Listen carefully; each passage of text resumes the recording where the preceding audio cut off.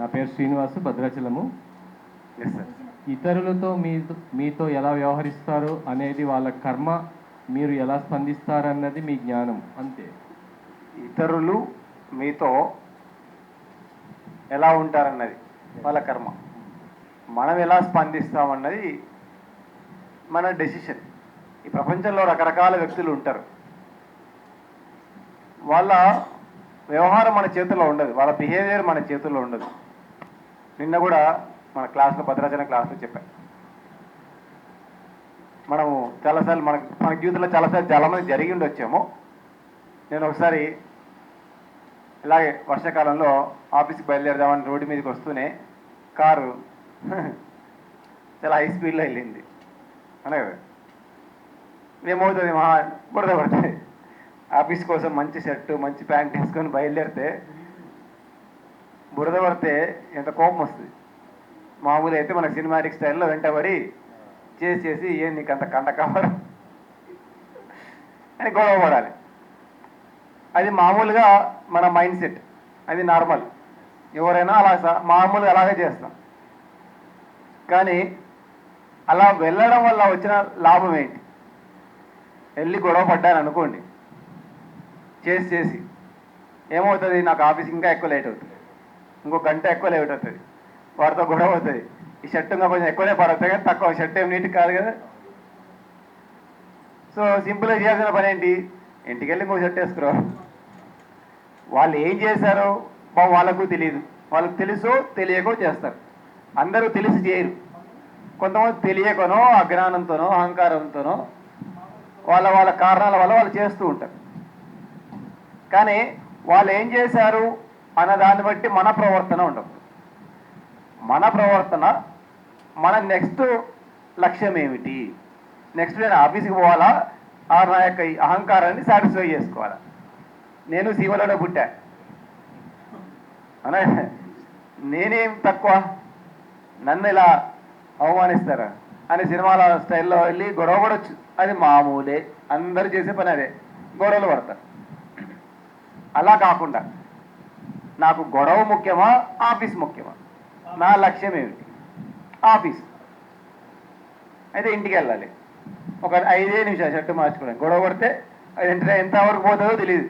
వాళ్ళేం తక్కువ కాదు, మనమే తక్కువ. ఎవరి బ్యాక్గ్రౌండ్ ఎవరికి ఉంటుందో మనకు తెలియదు.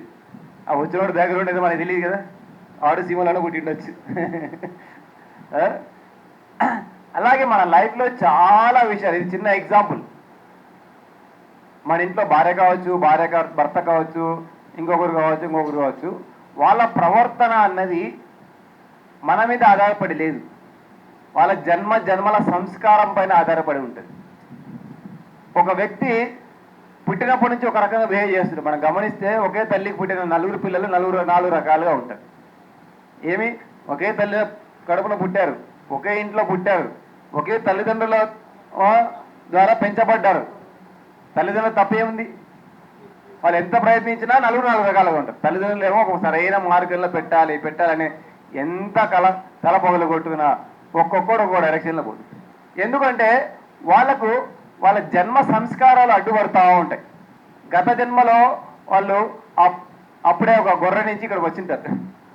ఉదాహరణకు ఒక చిన్న ఎగ్జాంపుల్ ఏంటంటే, ఒక వ్యక్తి ఒక గొర్రె జన్మ నుంచి ఒక మనిషి జన్మ ఇప్పుడే ఎత్తాడు. ఏం చేస్తాడు, వాడి బిహేవియర్ కొద్దిగా గొర్రెలాగానే ఉంటుంది. ఇది నా గడ్డి, నాది. అలాగకుండా గత జన్మలో ఒక ఆవుల నుంచి ఇటు మనిషిగా ఎత్తాడు. ఆవు ఏం చేస్తాడు, సరే తీసుకో, వారి ప్రవర్తన వేరే ఉంటుంది. ఒక వ్యక్తి గత జన్మలో ఒక 100 జన్మలు ఎత్తాడు, ఇప్పుడు 101వ జన్మ, వారి ఎక్స్పీరియన్స్డ్ సోల్ అది అన్నారు. సో ఆ సోల్ బిహేవియర్ వేరే రకంగా ఉంటుంది. ఒక వ్యక్తి ఇప్పుడే మొదటి జన్మ రాక్షసత్వంతో ఉంటాడు. పిల్లలు కూడా లేరు, పిల్లలు కూడా నా వాళ్ళు కాదు. కొంతమందికి భార్య పిల్లలు కూడా నా వాళ్ళు కాదు. కొంతమందికి కుటుంబం అనేది ఉంటుంది. కొంతమంది కుటుంబం దాటి ఈ ఊరంతా నాది అంటారు. కొంతమంది ఈ దేశమంతా నాది అంటారు. కొంతమంది ప్రపంచం అంతా నాది అనుకుంటారు. అది వారి సంస్కారాన్ని బట్టి ఉంటుంది. మనము ఏ సంస్కారంతో ఉండాలి, మనము కూడా వాడు గొర్రెలాగా బిహేవ్ చేయగలం, మనము గొర్రెలాగా బిహేవ్ చేద్దామా? ఏదో జంతువులాగా బిహేవ్ చేయగలం, మనము జంతువులాగా బిహేవ్ చేద్దామా? మన ఒరిజినల్ జ్ఞానం, మనకంటూ ఒక జ్ఞానం ఉంది. మనం ఇప్పుడు ధ్యానంలోకి వచ్చాం. మన ఆధ్యాత్మికంలోకి వచ్చాం, మనం ఇప్పుడు భిన్నంగా ఆలోచిస్తున్నాం. మనం భిన్నంగా ఆలోచిద్దామా? అది మన నిర్ణయము. ఏదైనా చేసే ముందు ఒక్కసారి మన ఇప్పటివరకు చదివిన పుస్తకాలు ఏం చెప్తున్నాయి, ఒక్కసారి రియాక్ట్ అయ్యే ముందు, ఏదైనా ఒక సిచ్యువేషన్ దానికి ముందు ఒక్కసారి మనం ప్రశ్నించుకోవాలి, ఆరు గుర్తు తెచ్చుకోవాలి. మనము ఫలానా పుస్తకం భిన్నంగా ఆలోచించి పుస్తకం చదివాము, అందులో ఎలా బిహేవ్ చేయమని చెప్పబడింది. వివేకానంద పుస్తకం చదివాము, అందులో ఏం చెప్పబడింది, మనం దాని ప్రకారం అంటే ఒక శాస్త్రానికి అనుగుణంగా బిహేవ్ చేస్తున్నామా, ఆర్ ఎమోషన్ అంటే ఆటోమేటిక్ రియాక్షన్. చిన్నప్పుడు ఒకటి ఉండేది, అసంకల్పిత ప్రతీకార చర్య అని, వినింటారు పేరు. అసంకల్పిత ప్రతీకార చర్య. దోమ కొట్టింది, అలా కొట్టేస్తాం. అది ఎక్కడ కొట్టిందో కూడా తెలియదు, చక్కగా కొట్టేస్తాం. అంటే మనకు తెలియకుండానే దోమలు కొట్టేస్తాం, చీమలు కొట్టేస్తాం, అలాగే మనిషిని కూడా కొడుతున్నాం. తెలియకుండానే మనిషితో కూడా బిహేవ్ చేస్తాం. అసంకల్పితం అంటే మనకు తెలియదు, మనకు తెలియకుండానే ప్రోగ్రామింగ్ చేయబడ్డాం. ఆ తెలియకుండా అన్కాన్షియస్గా చేసే ఈ బిహేవియర్ అంతా మార్చుకొని కొద్దిగా కూల్గా, కొద్దిగా రిలాక్స్డ్గా, మన దగ్గర ఆల్రెడీ ఇక్కడ జ్ఞానం ఉంది, దాని హృదయంతో పరిశీలించి మనం బిహేవ్ చేయడం అనేది మొదలుపెట్టారు. అది మనము, అది మన ఒరిజినల్. మనం ఆటోమేటిక్గా రియాక్షన్ ఇస్తున్నామంటే మనకు బయట జంతువులకి పెద్ద తేడా ఏమీ లేదు. మనం ఆల్రెడీ ధ్యానంలోకి వచ్చాం, మనకు బయట వాళ్ళకి తేడా ఏముంది? మన వాళ్ళు చాలామంది అంటారు ఈ ధ్యానం వల్ల కంటే బయట కూడా చాలా మేలు సార్. ఒక 5 ఏళ్ళు 10 ఏళ్ళ తర్వాత వచ్చి ఈ ధ్యానం వల్ల కంటే బయట వాళ్ళే మేలేమో అని కొంతమంది అంటారు. ఎందుకు? ధ్యానం చేసామా లేదా అనేది కాదు, మన యొక్క జ్ఞానం ఎంతవరకు ఉంది, మనకు తెలిసిన జ్ఞానంలో ఎంతవరకు జీవిస్తున్నాము, దాన్ని బట్టి మన లెక్కాచారం ఉంటుంది. ఎవరికి వాళ్ళు వెరిఫై చేసుకోవాలి మనం ఎలా బిహేవ్ చేయాలా, ఏ సిచ్యువేషన్లో. అందుకే మన రియాక్షన్ ఎప్పుడు పోస్ట్పోన్ చేయాలి. వెంటనే రియాక్ట్ కాకూడదు దేనికి. ఓ అర్ధగంట పోస్ట్పోన్ చేయండి, లేదంటే రేపు ఆలోచిద్దాం లేవై. ఈరోజు నువ్వు గుడిదేసావా, సరే రేపు వచ్చి ఆలోచిస్తా, రేపటి వరకు ఆ ఎమోషన్ ఉండదు. పోస్ట్పోన్ చేద్దాం. టెంపర్మెంట్లో ఏ ఒక్క డెసిషన్ తీసుకోకూడదు, టెంపర్మెంట్లో ఏ ఒక్క రియాక్షన్ ఇవ్వకూడదు. Thank you. అదే విధంగా ఉమామహేశ్వర సార్కి కూడా ధన్యవాదాలు తెలుపుకుంటాం. అయితే నా ప్రశ్న ఈ పుస్తకంలోది కాదు, నా లోపల నుంచి వచ్చింది. నాకు తెలిస్తే సమాధానం ఇస్తా, తెలియకపోతే తెలియదని చెప్తా. ఇది మీకు ఈజీగా తెలుస్తుంది ఇది. ఓకే. ఎందుకంటే మీరు దాంట్లోనే ఆ ప్రశ్నలోనే మీరు కలిసిపోయి ఉన్నారు. ధ్యానం చేస్తే ఆరోగ్యం వస్తుంది, ధ్యానం చేస్తే మనశ్శాంతి వస్తుంది, మరి ధ్యానం చేస్తే జ్ఞానం ఎలా వస్తుంది కొంచెం వివరించండి. ధ్యానం చేస్తే ఆరోగ్యం ఎలా వస్తుంది? ధ్యానం చేస్తే వస్తుంది తెలుసు. ఓకే అని తెలుసు. ఎస్, జ్ఞానము ఎప్పుడు ఇక్కడ ఉంది. యూనివర్స్లో జ్ఞానం ఎప్పుడు ఇక్కడ ఉంది. ఉదాహరణకు చిన్న ఎగ్జాంపుల్ చెప్తాను. పక్షి గూడు కట్టుకోవాలంటుంది, దానికి ఎవరు జ్ఞానం ఇచ్చారు? అది గూడు అనుకున్న వెంటనే టక్కన వెళ్ళి అది కట్టేసుకుంటుంది, పర్ఫెక్ట్గా కట్టుకుంటుంది. పక్షి పొద్దున్నే సాయంత్రం వరకు అటు ఇటు తిరుగుతుంది. మరి రిటర్న్ వెళ్ళడానికి ఎవరన్నా గూగుల్ మ్యాప్ ఇచ్చారు దానికి? చక్కగా సైడ్ అలాగే తన గూడికి వెళ్ళిపోతుంది. అసలు పక్షి ఎలా తిరుగుతుందో తెలియదు. పొద్దున్న సాయంత్రం మనం అలా తిరిగామనుకోండి, ఈవినింగ్ ఇంటికి చేరుకోలేము. అవి ఎలా చేరుకుంటున్నాయి? ఒక దేశం నుంచి ఇంకొక దేశానికి వస్తాయి. మన దేశానికి ఎన్నో దేశాల నుంచి పక్షులు వస్తాయి. దానికి ఎవరు దారిచ్చారు? వాళ్ళ తాత ముత్తాతలు ఏమన్నా నువ్వు ఈ దేశం నుంచి ఈ దేశానికి వెళ్ళు అని వాడికి ఏమైనా ట్రైనింగ్ ఇచ్చారా? ఆ సౌకర్యమే మనకు కూడా ఉంది. వాటికి మనకు ఉన్న తేడా ఒకటే, అవి ఖాళీ మైండ్తో యూనివర్స్లో ఉన్న జ్ఞానాన్ని తక్కువ రిసీవ్ చేసుకోవడానికి రెడీగా ఉన్నాయి. ఇక్కడ ఎప్పుడు జ్ఞానం ఉంది, కానీ మనం ఓపెన్ మైండ్తో లేము, మనం ఫ్రీ మైండ్తో లేము. మనం ఆల్రెడీ ఎగ్జిస్టింగ్ అహంకారము, అజ్ఞానము, సరికాని ఆలోచనలు అన్నీ బురద అంతా చల్లుకొని ఇక్కడ అదే ఎగ్జిస్టింగ్ జ్ఞానంతో, ఇందాక అన్నాం కదా, దోమ పుట్టింది కొట్టాలి, అది ఎగ్జిస్టింగ్ లౌకిక జ్ఞానము. అది లౌకికం, ఆల్రెడీ ప్రోగ్రామ్డ్. ఆ ప్రోగ్రామ్ అంతా పక్కన పెట్టి ధ్యానం చేసి మైండ్ అంతా ఖాళీ చేయగా ఎంత ఎక్కువగా ఖాళీ చేస్తే అంతగా ఇక్కడున్న యూనివర్సల్ నాలెడ్జ్ని మనం ఓపెన్గా రిసీవ్ చేసుకోవడానికి మనం రెడీగా ఉంటాం. యాంటీనా ఓపెన్ అయిపోతుంది, సిగ్నల్. అందుకే ధ్యానం వల్ల జ్ఞానం వస్తుంది అని. కానీ మనం చేసే అర్ధగంట గంట జ్ఞానం కాదు, కొంచెం ధ్యానం ఎక్కువసేపు చేయాలి. వాళ్ళందరూ యోగులందరికీ ఎందుకు అంత వాళ్ళేం పుస్తకాలు చదవలేదు.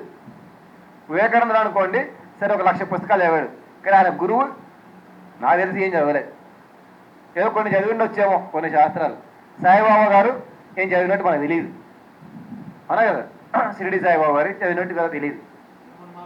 రామణ మహర్షి గారు కూడా పుస్తక జ్ఞానం ఏమీ లేదు. వాళ్ళు తపస్సు చేశారు.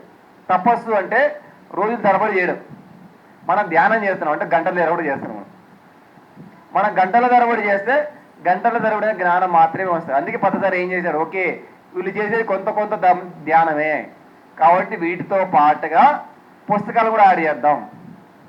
అందుకే ధ్యానము, స్వాధ్యాయము, సజ్జన సాగితే 3 పెట్టారు. ఎందుకంటే వాళ్ళలాగా మనము రోజుల తరబడి చేసే పరిస్థితులు, ఎందుకంటే మన సంసారంలో ఉన్నాము.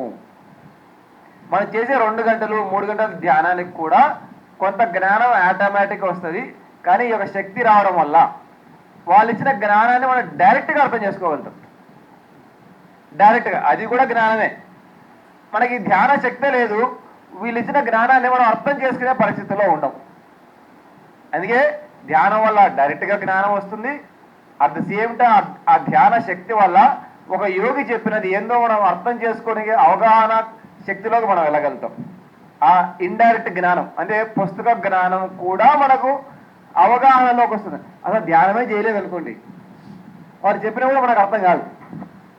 చిన్న ఎగ్జాంపుల్, ఇక్కడ నాకు చూసా కాశిరెడ్డి నాయన గారు ఉన్నారు అక్కడ బుద్ధుడి పక్కన. ఎంతమంది చూసారా మీరు కాశిరెడ్డి నాయన గారిని?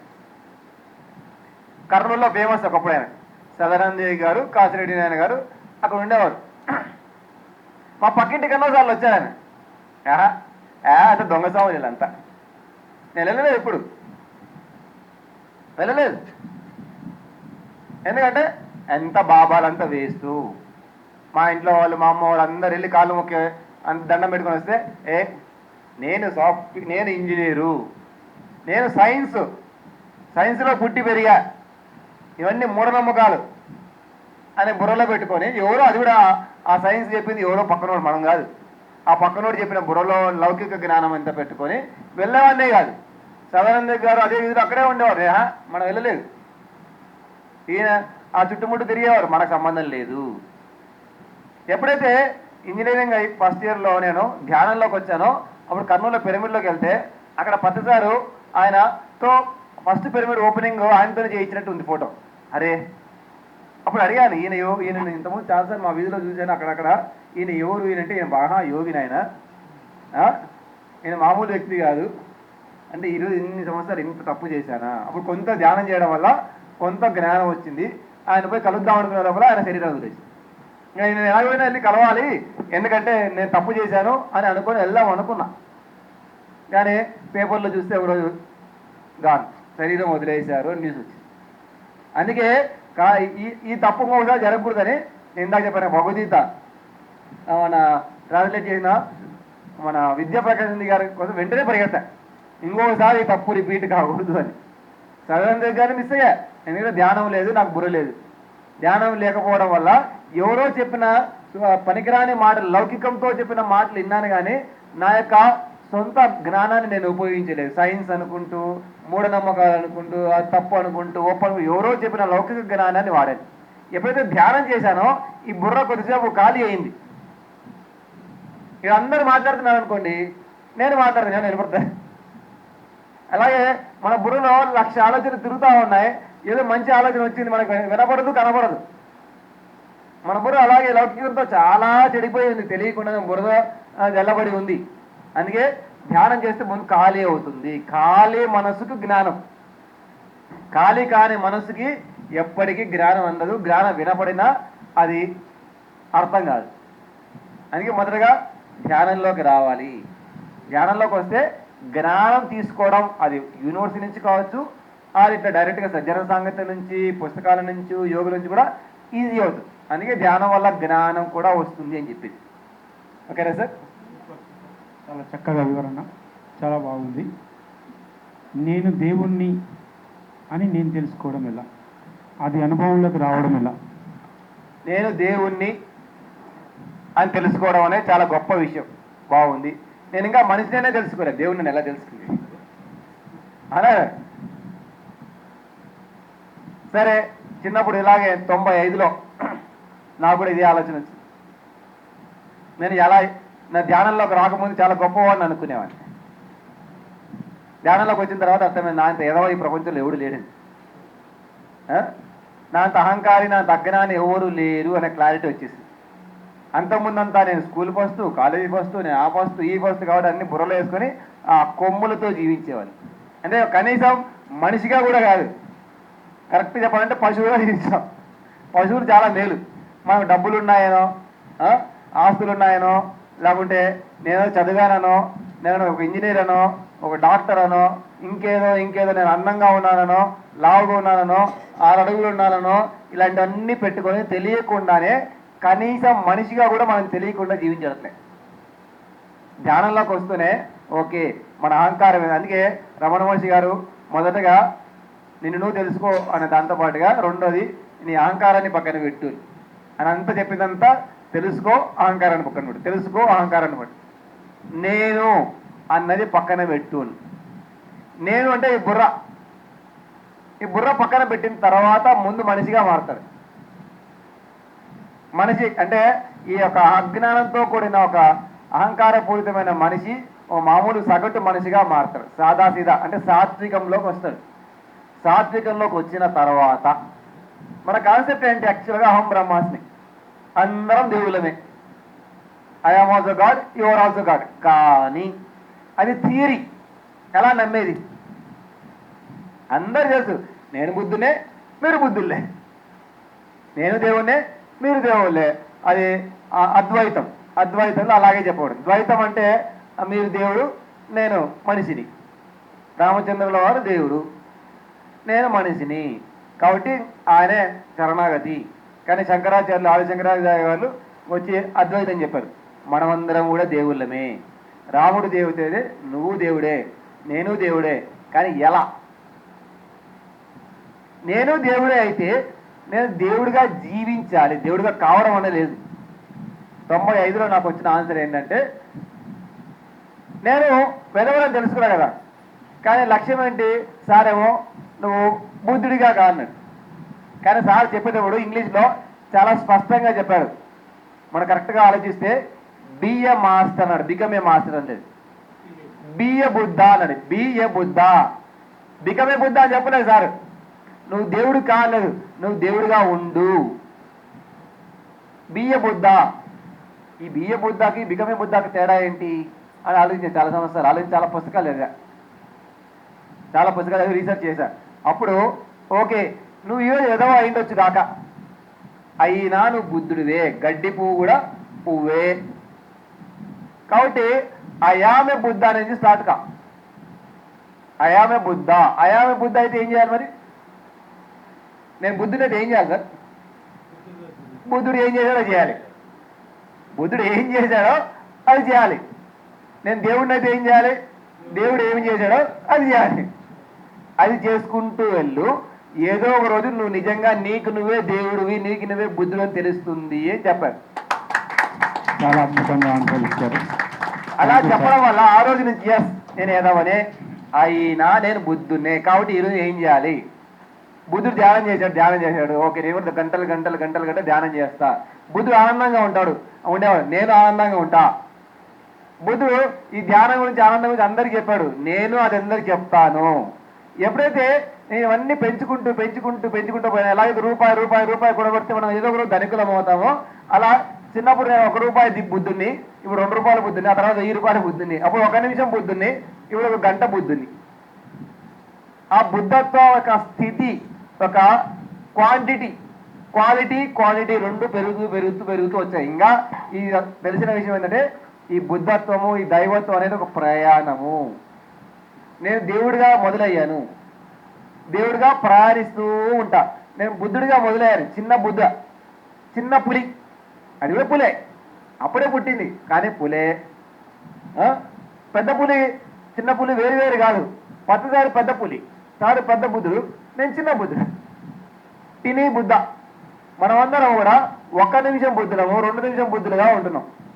మనము 24 గంటలు బుద్ధుడిగా ఎప్పుడైతే ఉంటామో అప్పుడు మనం బుద్ధత్వం సాధించేసినట్టు, మనం బుద్ధులుగా, సంపూర్ణ బుద్ధులుగా అయినట్టు. అది నాకు అర్థమైంది. ఆ రోజు కోసం రోజు ఇలాంటివన్నీ చేస్తూ ఉన్నాం 30 ఏళ్ళగా. ఇదే ప్రశ్న నాకు వచ్చింది, ఆ ప్రశ్నకు అప్పుడే వచ్చింది. అప్పటి నుంచి నా బుద్ధత్వ ప్రయాణం, బియ్య బుద్ధ అనే ప్రయాణం మొదలుపెట్టా. బియ్య గాడ్ ఆర్ బియ్య బుద్ధ అనే ప్రయాణం. అది ప్రయాణం. రోజు సాధన చేయగా చేయగా చేయగా చేయగా ఏదో ఒక రోజు మర్రి విత్తనం మర్రి చెట్టు గ్యారంటీగా అవుతుంది, గ్యారంటీగా అవుతుంది. కానీ నేను మర్రే కాదు, నేను బుద్ధునే కాదు అనుకుంటే మాత్రం అవ్వదు. నేను బుద్ధుడినే అయితే నేను ఏమేమి చేయాలి, ఎలా ఆలోచించాలి, ఎలా మాట్లాడాలి, ఎలా జీవించాలి, ప్రయత్నం చేద్దాం. సక్సెస్ ఫెయిల్యూర్ ఆ తర్వాత సంగతి. నేను కొన్ని లక్షల సార్లు ఫెయిల్ అయ్యా బుద్ధుడిలాగా ఆలోచించడంలో, బుద్ధుడిలాగా జీవించడంలో కొన్ని కోట్ల సార్లు ఫెయిల్ అయ్యా. అయినా ప్రయత్నం చేస్తూనే ఉన్నాను, అయినా ప్రయత్నం చేస్తా. అప్పుడు 1,000,000 సార్లు ఫెయిల్ అయ్యాను రోజుకి, ఇప్పుడు 1,00,000 సార్లు ఫెయిల్ అవుతున్నా, అంతే తేడా. డెవలప్మెంటే కదా. అప్పుడు రోజుకు 1,000,000 సార్లు ఫెయిల్ అయ్యావని ఇప్పుడు 1,00,000 సార్లే ఫెయిల్ అవుతున్నా, ఇప్పుడు 1000 సార్లే ఫెయిల్ అవుతున్నా, ఇప్పుడు 10 సార్లే ఫెయిల్ అవుతున్నా, అంతే డెవలప్మెంటే. నేను ఫెయిల్ అవుతున్నచ్చు కాదు బుద్ధుడిగా జీవించడానికి, కానీ ప్రయత్నం అయితే జరుగుతూనే ఉంది, డెవలప్మెంట్ ఉందే ఉంది. అది sir. Thank you sir. Sir ఒక మాట చెప్పారు, నో కంప్లైంట్ నో జడ్జిమెంట్ అని చెప్పారు. మరి మనం ప్రాపంచికంలో ఉన్నాం, కొన్ని పరిస్థితుల్లో అవి తప్పట్లేదు, వాటిని అదుపు చేయడం ఎట్లా? కంప్లైంట్ ప్రాపంచికంలో తప్పనిసరి అయితే లోపల పెట్టుకోకుండా బయట ఇవ్వాలి, లోపల ఉండకూడదు. జడ్జిమెంట్ అనే లోపల ఉండకూడదు. లోపల పెట్టుకుంటే అది మీ భావన అవుతుంది, అంతర్గత భావన. బయటికి నాటకం, ఉదాహరణకు ఒక హీరో విలన్ వేషం వేస్తారు అన్న, అది వేషం మాత్రమే అంటే బయటగా ఉండి బయటనే ఉంచుతూ. ఉదాహరణకు సార్ పోలీస్ డిపార్ట్మెంట్లో ఉన్నారు, మీరు పోలీస్ డిపార్ట్మెంట్లో పనిచేసి ఉంటారు కదా సార్, మీరు అందరి మీద కోపం ఉంటుందా? లేదు. అది ఆయన డ్యూటీ. ఆయన ఒక డిపార్ట్మెంట్లో పనిచేసినా కదా, కొడతాడు, తిడతాడు, కానీ ఇంటికి వెళ్తే షర్ట్ తిప్పి పడేస్తారు. పోలీస్ లేడు ఇంటికి పోతే, ఇంటికి పోతే పోలీస్ లేదు. టీచర్ ఉన్నారు, టీచర్ పిల్లలను తిడతారు, అరుస్తారు, కానీ ఇంటికి పోతే టీచర్ కాదు. అలా మనం లోపలికి తీసుకోకుండా ఏ యాక్షన్ చేసినా ఆ నిమిషానికి, ఆ క్షణానికి మాత్రమే. అది లోపలికి తీసుకోకుండా, పొడిగింపకుండా, ద్వేషం పెంచుకోకుండా. కంప్లైంట్ ద్వారా ద్వేషం పెరగకూడదు. ద్వేషం అనే దానివల్లనే ఫ్యాక్షనిజము, రోడీజము, దాదాగిరి, ఇంకా పగలు, ప్రతీకారం. కంప్లైంట్ అనేది ఆ టయానికి అవసరము కాబట్టి, ఆడొక నాటకం ఆడాలి కాబట్టి, దానితో ఏ సంబంధం లేకుండా, అంతర్గత సంబంధం లేకుండా బహిర్గత సంబంధంలో భాగంగా ఒకవేళ తప్పనిసరి అయితే చేయొచ్చు. తప్పనిసరి అయితే అది తాత్కాలికంగా, అది కూడా బయటే ఆ నిమిషానికి, ఆ రోజుకి. సార్ వాళ్ళు పోలీస్ డిపార్ట్మెంట్లో పనిచేసినట్టు ఎంతోమంది టీచర్స్ డిపార్ట్మెంట్లో పనిచేస్తారు, ఇంకెంతోమంది రకరకాల డిపార్ట్మెంట్లో, మిలిటరీలో వాళ్ళు ఉన్నారు. వాళ్ళకి ఏమన్నా పగనా?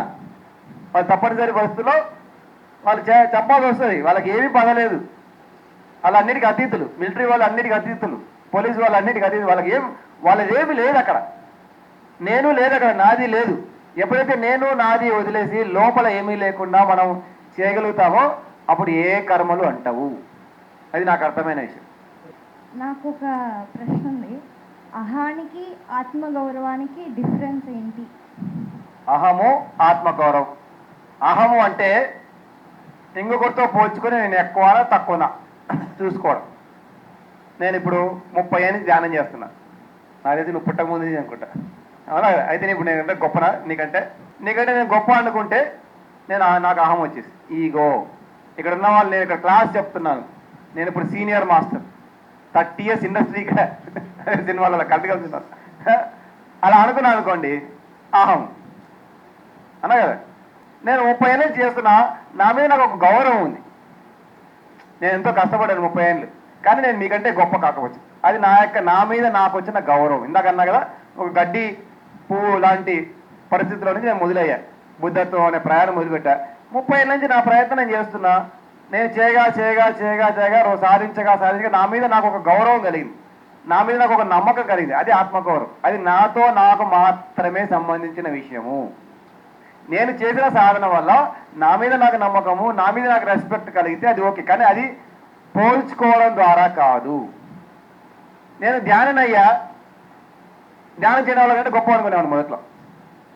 అందరూ వేదులు, ధ్యానం చేయని వాళ్ళంతా వేస్ట్, ధ్యానం చేయడం అంతా మూర్ఖులు అనుకున్నాడు. అది ఎలా అవుతుంది? అది అహంకారము. అంటే ఆధ్యాత్మిక అహంకారంలోకి వచ్చాను, అది తప్పు. నేను ధ్యానం నేను చాలా మంచి పని చేస్తున్నాను, దట్ ఈస్ గుడ్, అంతవరకు ఓకే, అది అంతవరకు సెల్ఫ్ రెస్పెక్ట్. నేను శాకాహారం ఇప్పుడు మాంసాహారంతా మూర్ఖులు, అంత ఎదురు రాక్షసులు. ఏమవుతుంది? నేను కూడా ఒకప్పుడు మాంసాహారం అయితే అది నేను కూడా ఎదుగునే కదా. సో శాకాహారము అనేది ఒక అహంకారం కాకూడదు, ధ్యానం అనేది ఒక అహంకారం కాకూడదు.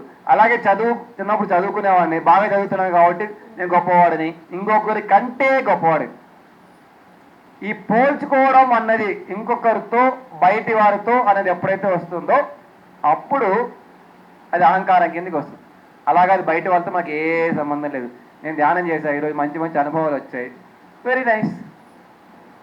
నేను చాలా సాధన చేశా, చాలా పుస్తకాలు చదివా, కొంత జ్ఞానం వచ్చింది, అది దానివల్ల అంతకుముందు ఇందాక చెప్పాను కదా, నేను అంతకుముందు ఎదవని అనుకునేవాడిని, నా మీద నాకు రెస్పెక్ట్ ఉండేది కాదు, నా మీద నాకు నమ్మకం ఉండేది కాదు. ఇప్పుడు నా మీద నాకు కొన్నంత నమ్మకం, కొన్నంత గౌరవం కలిగింది.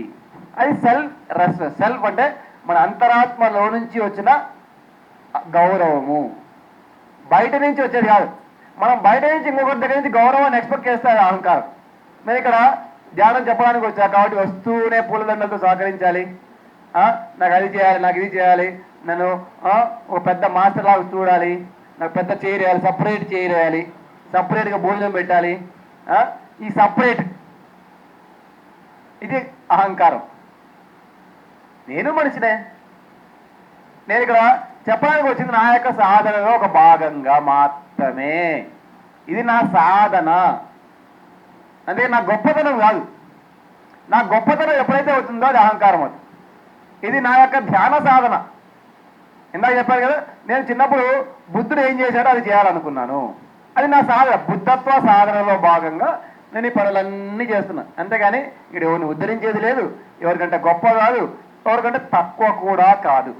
తక్కువ ఎక్కువలు ఇంకొకరికంటే అయినప్పుడు అది అహంకారం. తక్కువ ఎక్కువలతో సంబంధమే లేదు. కానీ నాలో డెవలప్మెంట్ వచ్చింది, నేను మారాను అంత ముందుకి ఇప్పటికీ. సో దానివల్ల నా మీద నాకు ఒక మంచి అభిప్రాయం, సదభిప్రాయం ఏర్పడింది. అది ఆత్మగౌరవం. అది ఎక్కడికి పోదు. నేను ఇక్కడ వాళ్ళు ఎవరు గౌరవించినా పోదు, గౌరవించకపోయినా పోదు, రిసీవ్ చేసుకున్నా పోదు, రిసీవ్ చేసుకోకపోయినా పోదు, నాకు బిరుదులు ఇచ్చినా పోదు, బిరుదులు ఇవ్వకపోయినా పోదు, నాకు ఏదైనా ట్రస్ట్ మెంబర్గా ఏదైనా ఇచ్చినా పోదు, ఇవ్వకపోయినా పోదు. నాతో, నా ద్వారా, నా సాధన ద్వారా నా మీద నాకు వచ్చిన ఒక మంచి నమ్మకం, అది శాశ్వతము. ఈ అహంకారానికి గ్యారంటీ లేదు. ఎక్కడ మనం లేపుతారో తెలియదు, ఎక్కడ తోస్తారో తెలియదు.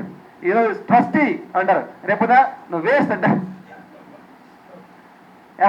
నేను ఇప్పుడు పెద్ద సొసైటీకి నేను పెద్ద ట్రస్టీని, నేను ప్రెసిడెంట్ అన్నారా, రేపుదా మధ్య నేను మహబూబ్ జిల్లాకు 99లో సారు ఇవారు మహబూబ్ డిస్టిక్ ఇన్ఛార్జ్ అన్నాడు. 21 years ఏజ్ అప్పుడు.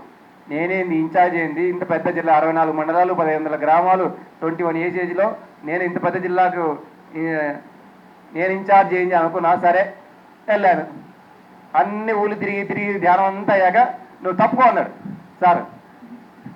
ఇది నా జిల్లా, నేను పంచి పోషించాను, నా ద్వారా ధ్యానానికి వచ్చి అంతా నా వాళ్ళు, నీ వాళ్ళు లేదు, తప్పు, నువ్వు పునాకు అన్నాడు. మళ్ళీ పునాకు పోయి మళ్ళీ ఏ, మళ్ళీ బి, మళ్ళీ సి నుంచి మొదలుపెట్టా. సరే అక్కడ 5 ఏళ్ళు చేసి అంతా మహారాష్ట్ర, ఢిల్లీ, బాంబే, నార్త్ ఇండియా అంతా వచ్చాక వచ్చే అన్నాడు.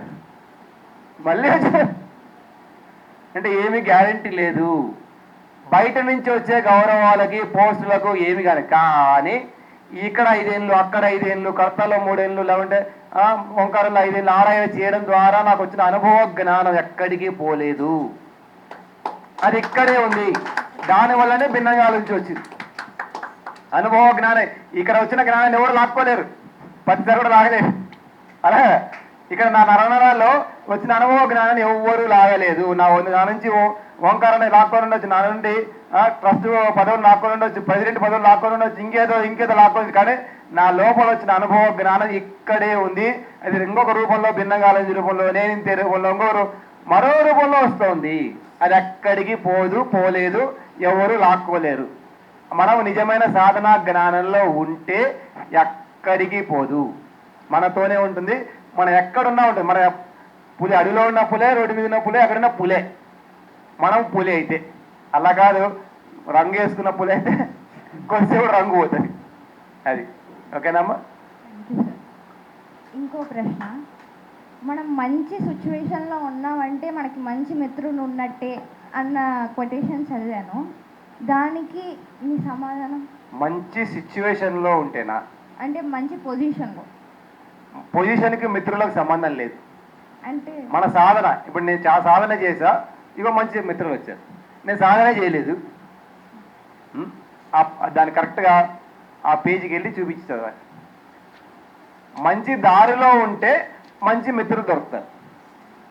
అది మంచి పొజిషన్లో ఉంటే మంచి ఫ్రెండ్స్ దొరికినట్టే కాదు, సరైన దారిలో ఉంటేనే సరైన స్నేహితులు దొరికారు. ఈరోజు నాకు మీరందరూ ఎలా దొరికారు?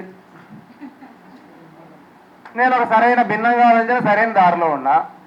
ఒక వీడియోలు చూశారు కొంతమంది పుస్తకాలు చదివారు, వీడెవడో బాగున్నారు రవి పిలుచుకుందాం. నాకు కొత్తగూడెం పేరు కూడా తెలియదు. ఈసారి అసలు ఇదే మొదటిసారి చూడటం, ఇక్కడ అందరూ మొదటిసారి. ఈసారి అంటే నాకు 2-3 సార్లు చూశాను అనుకోండి, ఇక్కడ ఎవరు తెలియదు. కానీ ఎలా కలిసాం? దారి మనల్ని కలిపింది.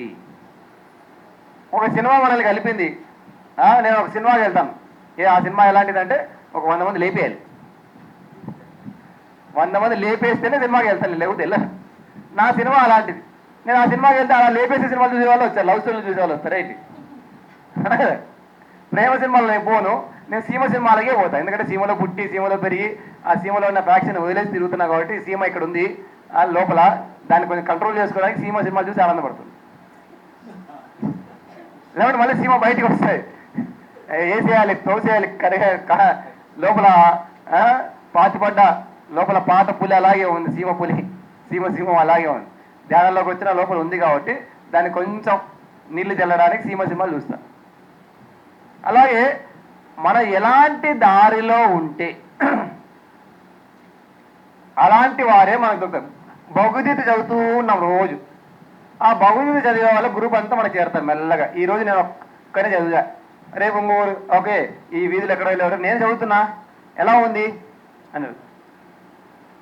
నేను సినిమాల గురించి మాత్రమే మాట్లాడానుకోండి, సినిమాలు తప్ప వేరే మాట్లాడేవాడు నా దగ్గర దొరకరు.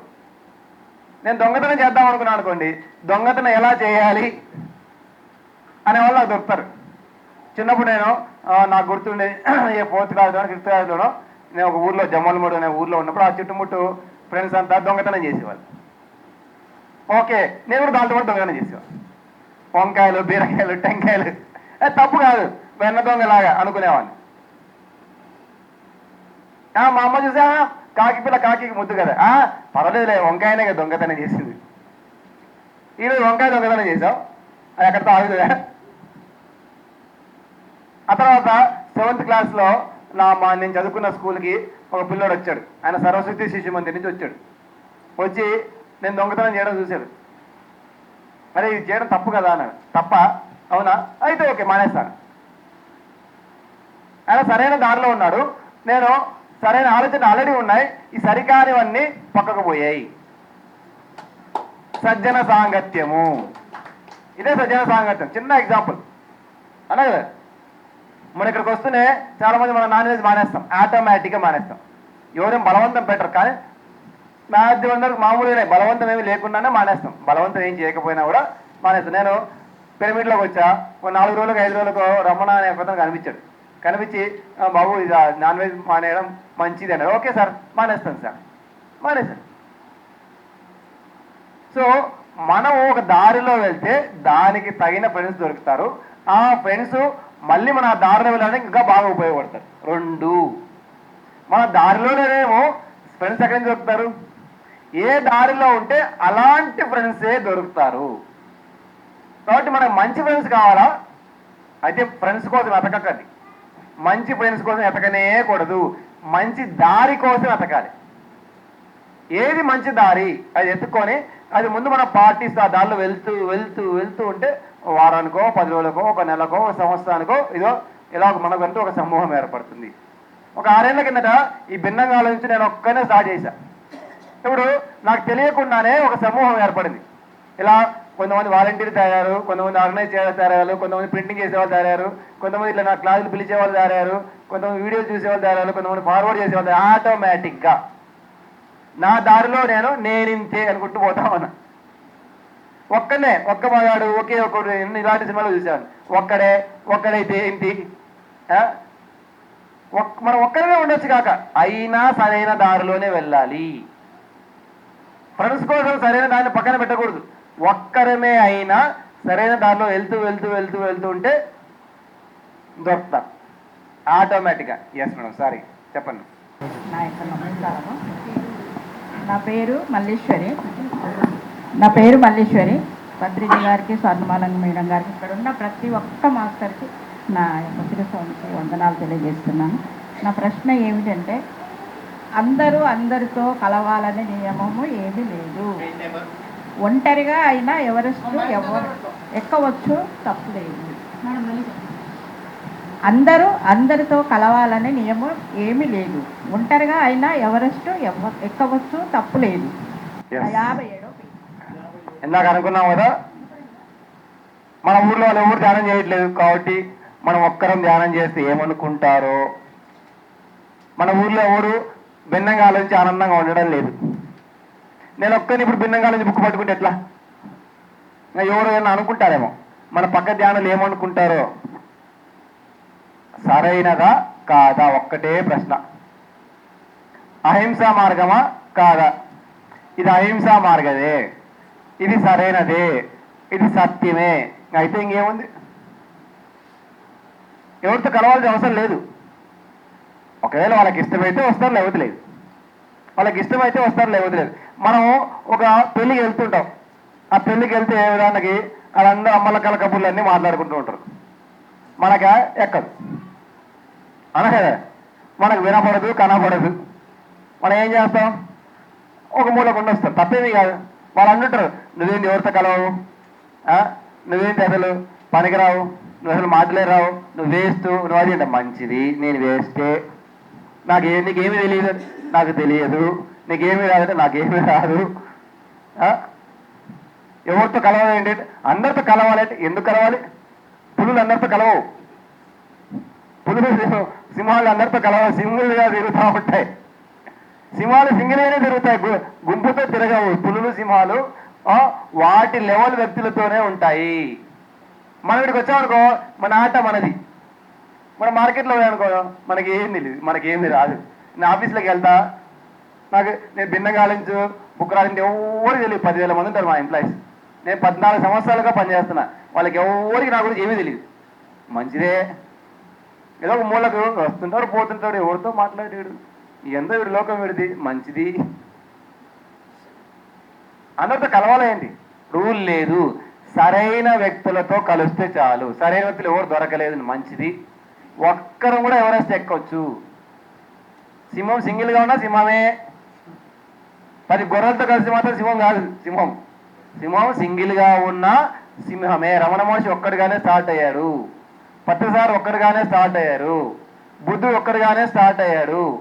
మనము ఒక్కడిగానే స్టార్ట్ అయినా పర్వాలేదు. సరైన దారి అయితే, సరైన విధానం అయితే ఒక్కరిమే ఎవరెస్ట్ ఎక్కొచ్చు, తప్పేమీ కాదు. మనం ఎక్కిన తర్వాత అబ్బోబ్బో వీడెక్కాడు, మనం కూడా ఎక్కొచ్చు కదా.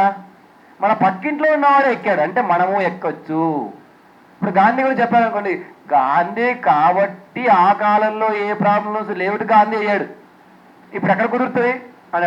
అదే ఈసారి గాంధీ అయ్యాడు అనుకోండి, అరే ఈయన గాంధీ అయ్యాడు, నేను ఎందుకు కాకూడదు? మొన్న మామూలుగానే ఉండే కదా, ఇప్పుడు గాంధీ అయిపోయాడు అంటే నేను కూడా అవ్వచ్చు. అందుకే సజ్జన సాంగత్యం చేయమని. అదే. సో ఎవరితో కూడా మనకు అవసరం. అందుకే నేనింతే అని బుక్ రాదు, రెండో బుక్, సెకండ్ బుక్. నేనింతే అంటే ఎవరితో నాకు సంబంధం లేదు, నేనుగానే ఉంటాను. నాకు తెలిసిన ఒక సరైన దారిలో వెళ్తూ ఉంటాను. నాకు ఎవరితో పని లేదు.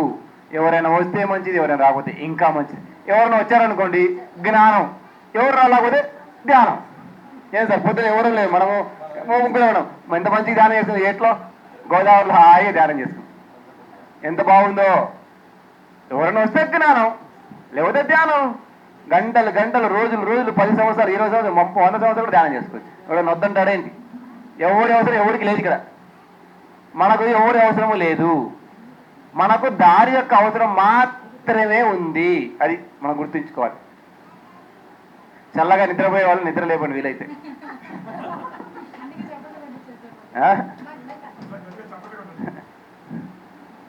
మీ పక్కన ఎవరైనా నిద్రపోతుంటే సో ఫ్రెష్గా భోజనం చేసాం కదా, అందరం హ్యాపీగా నిద్ర పట్టేస్తుంటుంది. ఇప్పుడే సార్ అందుకే అన్నాడు, అందరు వస్తే జ్ఞానం లేకపోతే ధ్యానం అని. సార్ పడికి సార్ చెప్పుకుంటాడు, మన పడికి మనం ధ్యానం చేసుకుంటూ నిద్రపోవచ్చు అనుకుంటారేమో. సార్ గట్టిగా చెప్పట్లు కొట్టండి బ్రహ్మశిఖితమ పత్రిజీకి. ఈ రోజు మనకి లైవ్ అందిస్తున్నట్టు పిఎంసి ఛానల్కి పిఎంసీగా కనపడాలి, అంత గట్టిగా కొట్టాలి, పిఎంసీగా కనపడాలి.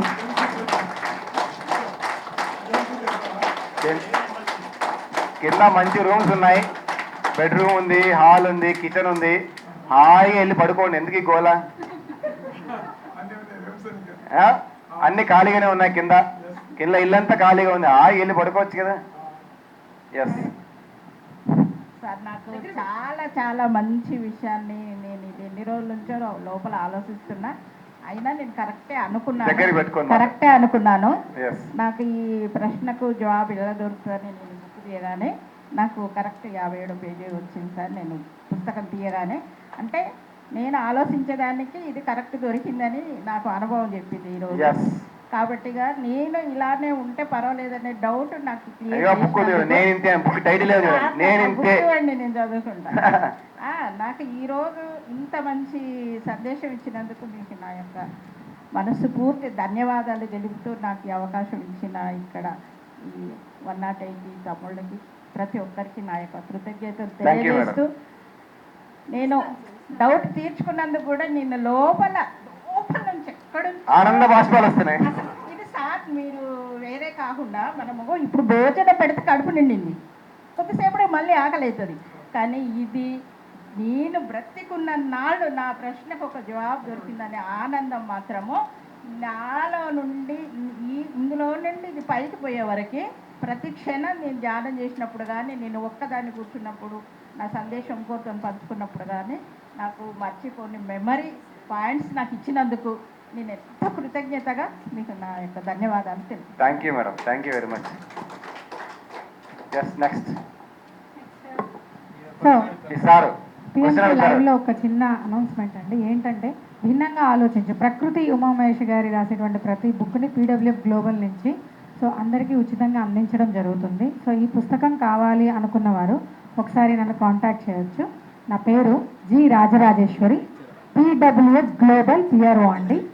7337058091 నా నెంబర్. 7337058091. Thank you masters.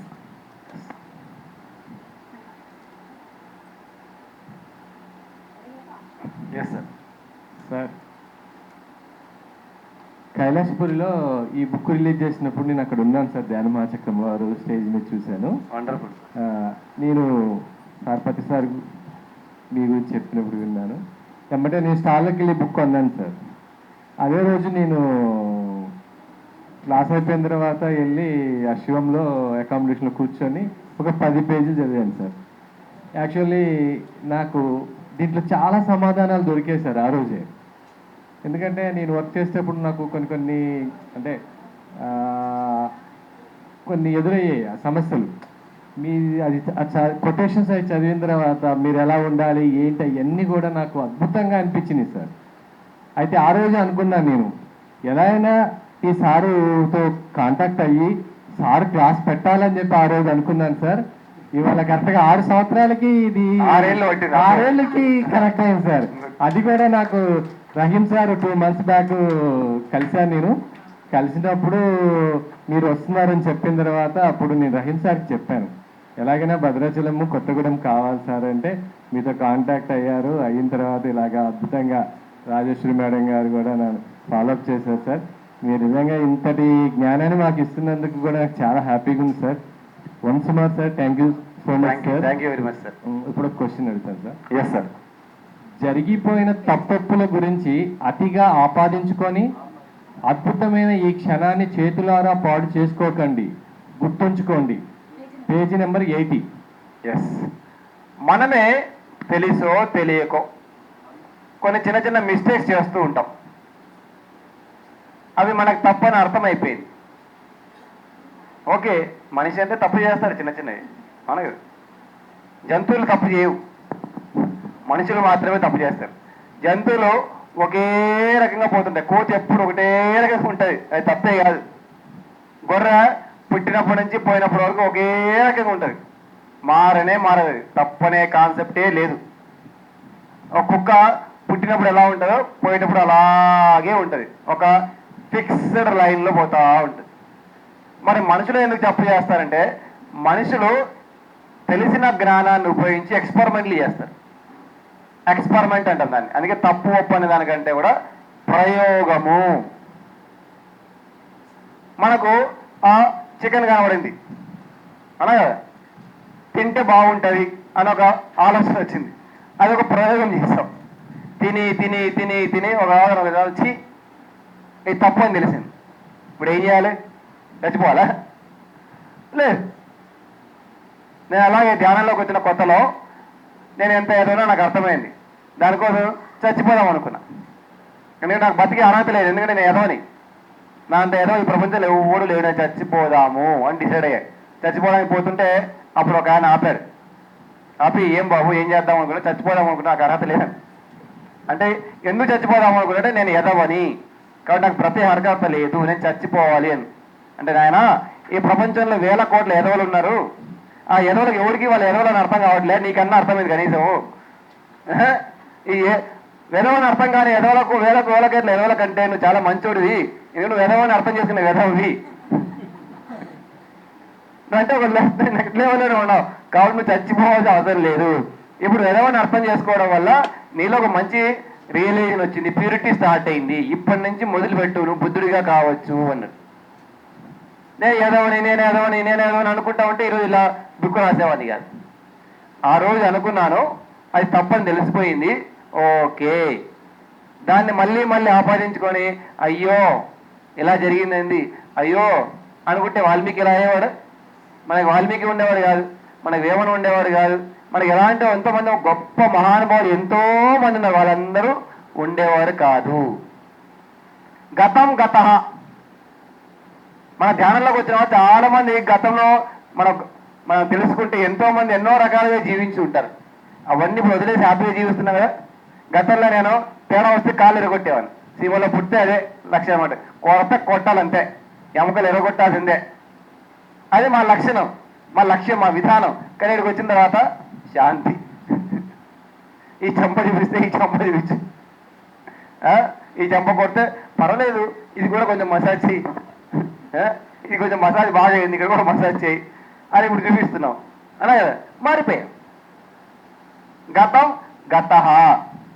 గతాన్ని మనం అవసరానికి మించి ఆపాదించుకుంటూ ఉంటే ఆత్మన్యూనతాభావం పెరుగుతుంది.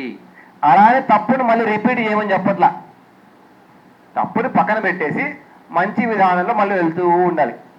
అలా కాకుండా మనం నేను మంచివాడిని కాదు, నేను అలాంటి వాడిని, నేను ఇలాంటి వాడిని, నా బ్రతికి ఇలా అయిపోయింది, నేను ఏదో అని అది అంటే మొత్తానికి ముందడు వేయలేము, నెక్స్ట్ స్టెప్ వేయలేము.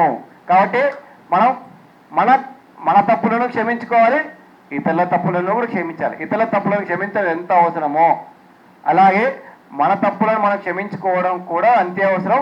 అలాగే ఆ తప్పులను క్షమించుకున్న తర్వాత మళ్ళీ సరైన దారిలో వెళ్ళడం అంతకంటే ముఖ్యం. అది sir. Thank you sir, wonderful explain sir. Yes. Kothagudem Srinagar colony. గత కర్మల ప్రభావము పోవాలంటే ఏం చేయాలి? గత కర్మల ప్రభావం పోవాలంటే ఏం చేయాలి అన్నది ప్రశ్న. అలా చాలా మందికి ఉండే ప్రశ్న ఇది. ఎందుకంటే మనం ఏమేమి కర్మలు చేసామో మనకు తెలుసు, మనం గత జన్మలో ఏం కర్మలు చేసామో మనకు తెలియదు. కానీ ఇదే జన్మలో గతంలో ఏమేమి చేసామో మనకు అన్ని క్లియర్గా క్లారిటీ ఉంది. తెలుసో తెలియకో చేసాం, అయిపోయింది. కానీ దాని ప్రభావం అయితే ఉంటుంది కదా. మరి ఇప్పుడు ఏం చేయాలి?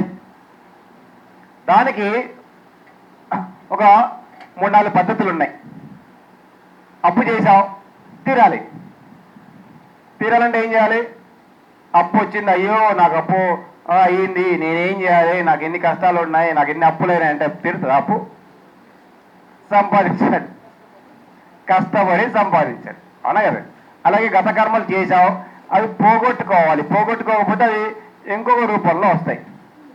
అందుకే మనం చేయాల్సిన పని ఏంటంటే దానికి వీలైనంత ఎక్కువగా ధ్యానం చేయాలి. ధ్యానం ధ్యానం ధ్యానం ధ్యానం ధ్యానం ధ్యానం ధ్యానం. మన శక్తి పెరిగి పెరిగి పెరిగి పెరిగి వేమన గారు ఏం చేశారు? గత కర్మలు ఆయన యోగిగా మారి పోగొట్టుకున్నారు, అనగా గత కర్మలు చేశారు. వాల్మీకి గారు బోయవారిగా ఉండి ఎన్నో చేశారు. ఆయన కూడా ఏం చేశారు? తపస్సు చేసి చేసి చేసి చేసి చేసి చేసి ఆ యొక్క తపస్సు ద్వారా, తపోశక్తి ద్వారా, ధ్యాన శక్తి ద్వారా వారి కర్మలు వారు పోగొట్టుకున్నారు. అది మొదటి పద్ధతి, అది మనకు అందరికి తెలుసు. రెండో పద్ధతి ఏంటంటే, ఓకే గతంలో ఇలా చేశాం, బాగుంది బాగుంది, దాని నుంచి నేను ఏం మార్చుకోవాలి, ఏం తెలుసుకోవాలి, తెలుసుకొని మార్చుకొని ఆ మార్పుని మన నిత్య జీవితంలో పెట్టుకుంటూ వెళ్ళాలి. పోలీసులు తీసుకెళ్ళి ఏం చేస్తారు? జైల్లో వేస్తారు. ఏం సార్? మారకపోతే మళ్ళీ వేస్తారు, మళ్ళీ వేస్తారు, మళ్ళీ వేస్తారు. అలాగే ఉండి మారితే కొంచెం త్వరగా బయట 10 ఏళ్ళు బదులు 5 ఏళ్ళు తగ్గించేస్తారు. బాబు మారిపోయారు, మారలేదు, ఇంకో 10 ఏళ్ళు పెంచినా పెంచుతారు. బయటకు వచ్చాడు, మళ్ళీ తగ్గిపోయాడు, మళ్ళీ వేస్తారు, మళ్ళీ వేస్తారు, మళ్ళీ వేస్తారు. మళ్ళీ మనం తెలియకుండానే ఈ కర్మ సైకిల్లో ఇరుక్కుంటూ ఉన్నాము. మనలో మార్పు రావాలి. ఎలాంటి మార్పు రావాలో మనకు తెలియదు, అది సమస్య. అందుకే ఇందాక అనుకున్నాం, యోగుల జ్ఞానాన్ని, జ్ఞానాగ్ని దగ్ధ కర్మాణం. ధ్యానం చేసి సహజంగా తగ్గించుకుంటాం, మన బ్లాక్స్ అన్ని క్లియర్ అవుతాయి, ఎనర్జీ ద్వారా, ఇవన్నీ మనకు తెలుసు ఆల్రెడీ. రెండవది జ్ఞానంలో, మనం ఎంత జ్ఞానంలో జీవిస్తూ పోతే అంతగా ఆటోమేటిక్గా, ఎందుకంటే గతంలో సరికాని కర్మలు చేసాం, ఇప్పుడు జ్ఞానం వచ్చింది, సరైన కర్మలు చేయడం మొదలు పెడతాం. ఎప్పుడైతే ఈ జ్ఞానంతో జీవిస్తూ జీవిస్తూ జీవిస్తూ పోతామో మనకు తెలియకుండానే ఈ జ్ఞానం ద్వారా మన కర్మలన్నీ పోతాయి. సో ధ్యానము ప్లస్ జ్ఞాన సాధన, ధ్యాన సాధన, జ్ఞాన సాధన. అందుకే యోగం అన్నారు, ధ్యాన యోగము, జ్ఞాన యోగము. మూడోది మంచి కర్మలు చేయడం, సుకర్మలు అంటాం. అందుకే దాన ధర్మాలు చేయించేవాళ్ళు పూర్వకాలంలో. దానం చేయండి, దానం చేయండి, దానం చేయండి, కొంచెం పుణ్యం వస్తుంది. మనం తెలుసో తెలియకో ఎన్నో పాపాలు చేసినాం, మీ పాపాలు కడగబడతాయి, దానం చేయండి. దానము దానము దానము దానం అంటారు. మనకు తెలిసిన మంచి పనులు ఏమేమి ఉన్నాయి లిస్టు రాసుకోవాలి. మనం చేయగలిగే మంచి పనులు ఏమేమి ఉన్నాయి? తెలిసినవి చాలా ఉన్నాయి సార్, కానీ నేను చేయలేను అనే చాలామంది ప్రాబ్లం. నేను చేయగలిగే ఏమో ఉన్నాయి, పోన్లేదు. చేయగలిగే పనులన్నీ లిస్టు రాసుకున్నాం, అవన్నీ చేద్దాం. సార్ నా దగ్గర డబ్బులు లేవు నేను చేయడానికి. డబ్బులతోనే అన్ని పనులు అవుతున్నాయి సార్. ఇప్పుడు ఇక్కడ ప్రోగ్రాం డబ్బులతో అయిందా? లేదే. చేసే ఒక వ్యక్తి ముందుకు వచ్చారు, ఇద్దరు ముందుకు వచ్చారు, దానికి సహాయం చేసేవాళ్ళు ముందుకు వచ్చారు. సో మన శారీరక శ్రమ చేయొచ్చు, అన్నం వడ్డించవచ్చు, ఇక్కడ క్లీన్ చేయొచ్చు, వంట చేయొచ్చు, టాయిలెట్లు కడగవచ్చు. ఏం సార్ సేవాదాల్లో మనం ఎన్ని సంవత్సరాలు టాయిలెట్లు కడగలే? టాయిలెట్ కడగలో నేను బాగా ఎక్స్పర్ట్. ఒక్కటిగా షేర్ కాదు, 100 టాయిలెట్లు ఒకటేసారి కడుగుతా.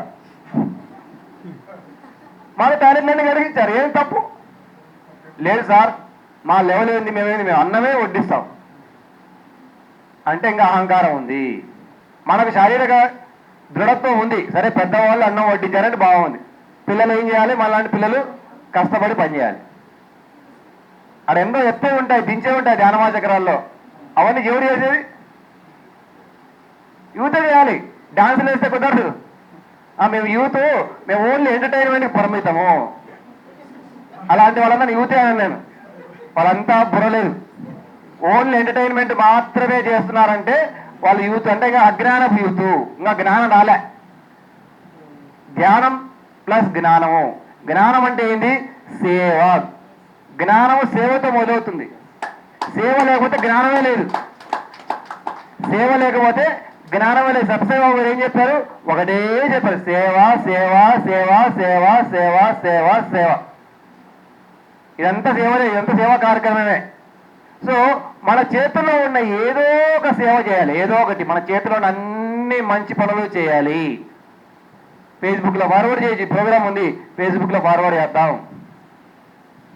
వాట్సాప్లో ఫార్వర్డ్ చేద్దాం, లేదా 10 మంది తెలిసిన వాళ్ళు ఉన్న పిలుచుకొని వచ్చి కూర్చోబెడదాం. డబ్బులు ఒక్కటే కాదు, డబ్బులతో చేయలేనివి చాలా ఉన్నాయి, డబ్బులు లేకుండా చేయగలిగేవి చాలా ఉన్నాయి. అలాంటి మంచి పనులన్నీ మనం ఎంత ఎక్కువగా చేస్తూ చేస్తూ చేస్తూ చేస్తూ పోతే సహజ సిద్ధంగా సుకర్మల ద్వారా గత కర్మలు పోతాయి. నాకు ఒకసారి ఇలాగే అలా మొదలైన సినిమాకి వెళ్ళా. తెలుసా అలా మొదలైన సినిమా? ఓ 10 ఏళ్ళ కింద వచ్చింది, Nani cinema, super hit cinema అనా కదా. అలా మొదలైన సినిమా కర్నూలులో వెళ్ళి కిందికి వస్తుంటే స్టెప్స్ జారి పడిపోయా, దెబ్బ తగిలింది, కింద పడ్డా. కింద పడితే ఏం చేయాలో అర్థం కాదు. డాక్టర్ దగ్గరికి వెళ్తే బాబు ఎరిగింది అంటే లైట్గా హెయిర్ లైన్ ఫ్రాక్చర్ అయింది, కరెక్ట్గా ఇక్కడ హెయిర్ లైన్ ఫ్రాక్చర్ అయింది, దానికి ఏ ట్రీట్మెంట్ లేదు, 6 నెలలు పడుకోవాలన్నట్టు. 6 నెలలు ఎలా పడుకునేది? మనమంతా తిరిగిపోతుంది, తాగుపోతూ తిరిగిపోతూ తిరగలేదు అలా కదా. సరే వెళ్ళి పడుకోనున్నా, ఇంట్లో పోయి పడుకొని ఉంటే సార్ వచ్చాడు, పట్టు సార్ వచ్చాడు. ఏమైందని? కింద పడినాను సార్, పడుకోమన్నాను. ఎవరన్నా పడుకుంటే పోతుంది రా, నీకు తెలుసు కదా ఏం చేయాలా? తెలుసు సార్. మరుసటి రోజే నెక్స్ట్ డేనే ఆ కార్యక్రమాలు ఇస్తారు. డాక్టర్లు ఏమో పడుకోమంటారు, మాకు నిలబడ్డానికి రావట్లేదు, కూర్చోడానికి రావట్లేదు. ఇలా ట్యూబ్ ఉంది, ఆ ట్యూబ్ మెయింటైన్ చేసుకుంటూ అలాగే 6 సంవత్సరాలు. అది అట్లా మరి ఎప్పుడు పోయిందో తెలియదు, నీకు చెడు జరిగింది నాయనా, నువ్వు ఏం చేయాలి అన్నాడు సార్. మంచి చేయాలి సార్. మరి మంచి చేయకుండా పడుకుంటానంటే ఏంటి? నీకు చెడు జరిగింది, నువ్వు మంచి చేయాలి, మంచి చేస్తే మంచి జరుగుతుంది. తిని పడుకుంటే ఓహో బాగుందే అని డాక్టర్ సర్టిఫికేట్ తీసుకుని వెళ్ళి ఆఫీస్లో చూపించి 6 నెలలు సెలవు పెట్టి తిరిగే.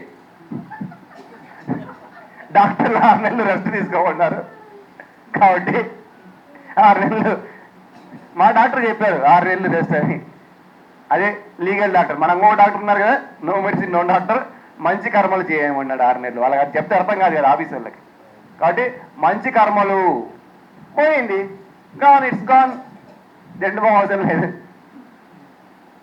సో మనం ఏమేమి చేయగలుగుతాం అందరూ ఒక లిస్ట్ రాసుకోవాలి, ఏమేమి చేయగలుగుతాం. ఉదాహరణకి ఈ పుస్తకాలు పంచగలుగుతాం. ఈ పుస్తకం చాక్లెట్ ఎంత ఖర్చు అవుతాయి మేడం? చాక్లెట్ ఎంత ఖర్చు అవుతుంది? చాక్లెట్ మనం చాక్లెట్లు పంచుతూ ఉంటాం. చాక్లెట్లు పంచే బర్త్డేకి పంచవచ్చు కదా, అవునా కదా. జాకెట్లు పంచుతూ ఉంటాం, చాక్లెట్ పంచే ఇది పంచవచ్చు కదా. ఏం సార్ బొచ్చెలు పంచుతూ ఉంటాం. మా గృహప్రవేశానికి వచ్చారు, రెండు బొచ్చెలు పనికిరాని పోతారు, తీసుకుపోయి అలా వదిలేస్తారు. ఆ జాకెట్లు ఆ బొచ్చెలు ఓడి రుడ్డు అనే కదా. పుస్తకం పంచవచ్చు కదా. ఏం సార్ మనం చేయాలని కూడా ఎన్నైనా చేయొచ్చు. శాలువాలు కప్పుతూ ఉంటాం, ఆ శాలువాలు తీసుకుని అలా పడేచ్చు అనే. మనం చేయాలనుకుంటే చేయగలిగేవి చాలా ఉన్నాయి మన చేతిలో ఉండి. బుద్ధుడు తన చేతిలో ఏమీ లేకుండా చేశాడు అనే. ప్రతిసారి తన చేతిలో ₹1 పెట్టుకోకుండా చేశాడు. మనం చేయలేవా? సో డబ్బులు ఒక్కటే కాదు, మనం చేయాలనుకుంటే కోటి కర్మలు, మంచి కర్మలు చేయొచ్చు, కోటి రకాల మంచి కర్మలు చేయొచ్చు చేయొచ్చు చేయొచ్చు చేయొచ్చు చేయొచ్చు. సార్ని అడిగితే చెప్తారు సేవాదల్లో ఎన్ని చేయొచ్చు ధ్యానవాద దగ్గరలో. ఏమో సార్ టాయిలెట్ కడిగే దగ్గర నుంచి మనకు రాని పని ఏమీ లేదు సేవాదల్లో. పులి సేవాదల్లో చేరినవాడు పులి అవుతాడు. ఏదైనా ఎప్పుడైనా ఎక్కడైనా ఏదైనా చేయగలిగేవాడు పిరమిడ్ మాస్టర్. నేను మైక్ పట్టుకొని మాట్లాడతాను, అది నా మాస్టరీ అంటే అది మాస్టరీ కాదు. నేను అవసరమైతే దిగుతాను, దుమ్ము దులుపుతాను, టాయిలెట్లు కడుగుతాను, వంట చేస్తాను, భోజనం చేస్తాను, తింటాను, క్లాస్ కూడా చెప్తాను. నా క్లాస్ చెప్పడం రాదని కాదు, క్లాస్ కూడా చెప్తాను. అట్లా కాదు, మనకు తెలియకుండానే ఒక అపోహ ఏర్పడింది, క్లాస్ చెప్పేవాడే మాస్టరు అని. కాదు, ఏ పనైనా చేసేవాడు ధ్యానం కోసం ప్రతి ఒక్కరు మాస్టర్సే. ఈరోజు కింద మన వాళ్ళు ఎవరో కింద ఉండి వంట చేయడం వల్లనే ఏదో ప్రోగ్రామ్ అయింది. నేను క్లాస్ చెప్తే ప్రోగ్రామ్ అయిందా? వాళ్ళు వంట చేయకపోతే ఎట్లా? ఈ మైక్ అరేంజ్ చేయకపోతే ఎట్లా? ఈసారి అరేంజ్ చేయబోతే ఎట్లా? అందరు మాస్టర్సే కదా, ఇక్కడ మాస్టర్స్ కాని వాళ్ళు ఎవరూ లేరు. మాట్లాడేవాడే మాస్టర్ అనే అపోహ నుంచి ముందు మనం అందరం బయటికి రావాలి. మాట్లాడేవాడు సీనియర్ మాస్టర్ కాదు. ఏ పనైనా సరే ధ్యానం కోసం చేసే ప్రతి ఒక్కరూ మాస్టర్సే. వాళ్ళు అసలైన మాస్టర్స్, మాట్లాడేవాళ్ళు కాదు. నాకు తప్పక నేను 30 ఏళ్ళ తర్వాత మాట్లాడడం మొదలుపెట్టాను. అందుకని అంతకుముందు నాకు గురించి ఎవరు తెలియదు.